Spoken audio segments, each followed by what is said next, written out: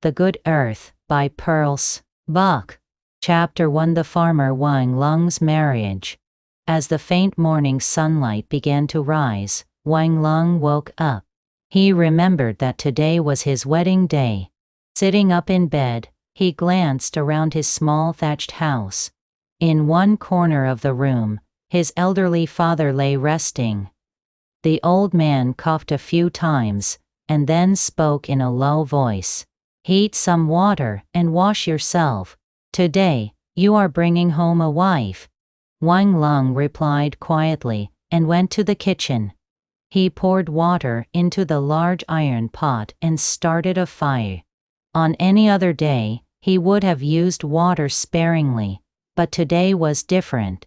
He washed his face thoroughly, and carefully scrubbed his hands and feet. When he returned to his father's room, the old man examined him and nodded in satisfaction. "Yes, that will do. Now, go and bring your bride." Wang Lung took a deep breath. He was a farmer, and he had spent his entire life working the land. But now, his life was about to change. His bride, Olan, had been a servant in the house of Huang. She was not a beauty, nor had she ever worn fine clothing. But Wang Lung was in no position to choose a wife. He had to be grateful that the wealthy Huang family was giving him a servant as a bride at all. He walked straight to the village and headed for the grand gates of the house of Huang. He stood outside, waiting, until a woman in worn clothes stepped into the courtyard. This was Olan. Without a word, she followed Wang Lung out of the estate. He glanced at her nervously. Olan kept her eyes lowered and walked silently.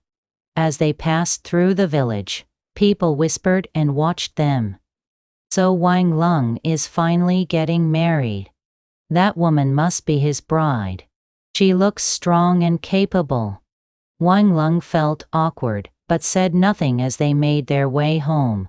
When they arrived, his father greeted the bride with a quiet inspection. "She looks sturdy. She will be a good wife." Olan lowered her head respectfully, and, without hesitation, went into the kitchen. She immediately began tending to the fire and washing rice to prepare a meal. She moved with the familiarity of someone who had been doing this for years. Wang Lung was taken aback. He had not expected his new wife to begin her duties so seamlessly. Without a single complaint, Olan worked in silence. That evening, the two of them sat together for their first meal as husband and wife. Wang Lung ate the warm rice and simple dishes that Olan had prepared. For the first time, he felt a deep sense of relief. Though she was not beautiful, she seemed reliable. "She will be a good wife," he thought to himself, feeling a quiet comfort settle over him. And for the first time, he began to accept that he was no longer alone. Chapter 2. A Bountiful Harvest. Several months had passed since Wang Lung began living with Olan.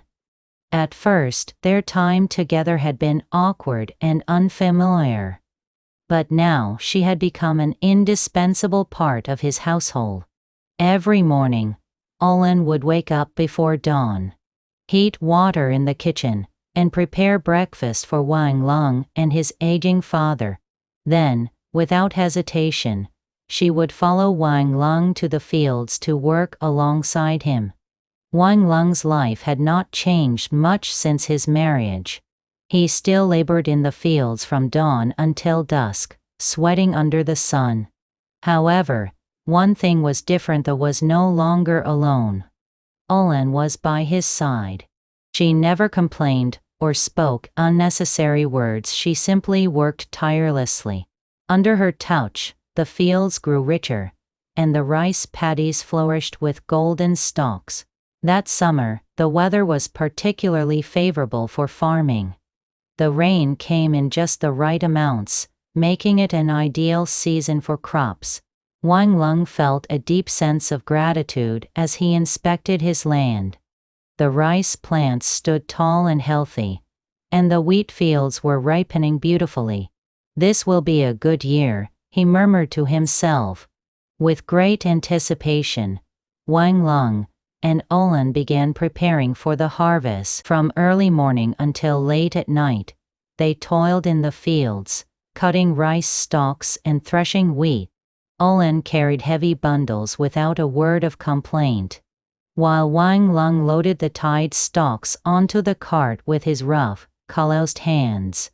One day, as he took a short break, Wang Lung glanced at Olan. Her face was covered in sweat and dust, but her expression was calm and unwavering. Without thinking, he reached out and took her hand. It was rough and strong, hardened by labor. "Aren't you tired?" he asked. Olan shook her head and simply replied, "I'm fine." Her voice was plain, yet it carried deep meaning. Wang Lung was once again struck by her quiet strength, and his trust in her grew even more. A few days later, their harvest was finally complete. Wang Lung's storage house was filled to the brim, and for the first time, he smiled with satisfaction. They would not go hungry that winter. As he gently ran his hands over the sacks of grain, he thought to himself, "Now, this is what it means to live like a real man." Olan, as always, had gone into the kitchen without a word, preparing a hot meal. Wang Lung watched her back and realized once again how fortunate he was to have such a wife. That evening, Wang Lung, Olan, and his aging father sat together for a rare moment of peace. The cool breeze drifted in, and the joy of a successful harvest filled their small home. As Wang Lung took a spoonful of rice, he murmured, "I hope next year will be just as bountiful." Olan nodded and said quietly, "If we work hard, another good year will surely come." Wang Lung considered her words and smiled. He finally understood something: this land never lied. Honest labor was always rewarded. And so, with his first bountiful harvest, a new hope began to take root in Wang Lung's heart. Chapter 3: Drought and Famine. The joy of the harvest did not last long. Winter passed, and spring arrived, but the sky turned its back on the land, as if angered by the people. The villagers looked up with anxious faces, searching for rain, but the sun blazed down from a cloudless sky. Wang Lung was no exception. Every spring, he would plow the fields and sow seeds, but this year was different. The ground was cracked and dry, too barren even to plant the smallest seeds. "I pray the rain will come soon," Wang Lung murmured as he ran his fingers through the parched soil. But the heavens remained indifferent. Spring passed into summer, and not a single drop of rain had fallen. Wang Lung's rice fields dried up, and the crops he had planted in the fields failed to sprout. The riverbanks receded, revealing the cracked earth beneath. Villagers stood by their empty wells, sighing in despair. The endless drought. Wang Lung still had some grain left from the previous autumn's harvest. He rationed it carefully, stretching it as far as possible. But no matter how much they conserved, their food supply dwindled by the day. One day, carrying the last bowl of porridge set aside for his father, Wang Lung turned to Olan and said, "There is barely anything left now." Silently, Olan took the bowl and brought it to his father. She had always been quiet, but now she was even more so. She ate less and less, making sure the children and the old man had food first. Throughout the village, people weakened by hunger collapsed in the streets. Some, unable to endure any longer, left their homes. They believed that if they traveled south, across the river, they might find food. The terror of famine. A few days later, Wang Lung's household had nothing left to eat. His aging father no longer spoke, and the children cried out in hunger every night. Wang Lung hesitated. He had lived on this land all his life, and had never considered leaving. But now, he had no choice. They had to go south. "Olan, we must leave," he said at last. Olan simply nodded. She had expected this decision for a long time.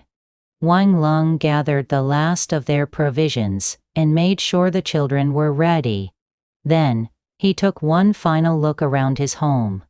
Leaving the land felt like abandoning a part of himself, but survival came first. At last, Wang Lung and his family set off.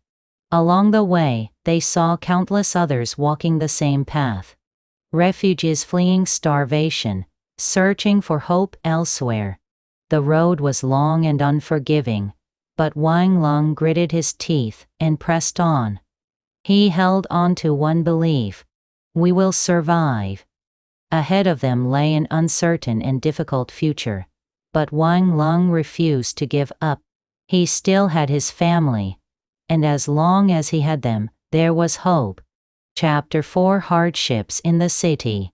Wang Lung and his family left their barren homeland behind and walked south. The road stretched endlessly before them, crowded with countless others heading in the same direction. Exhausted but determined to survive, they marched on.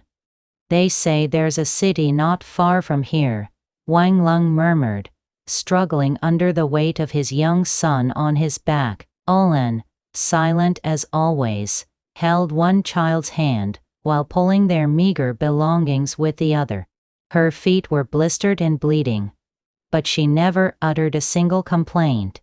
When they finally arrived in the city, Wang Lung realized it was nothing like what he had imagined. The cityscape.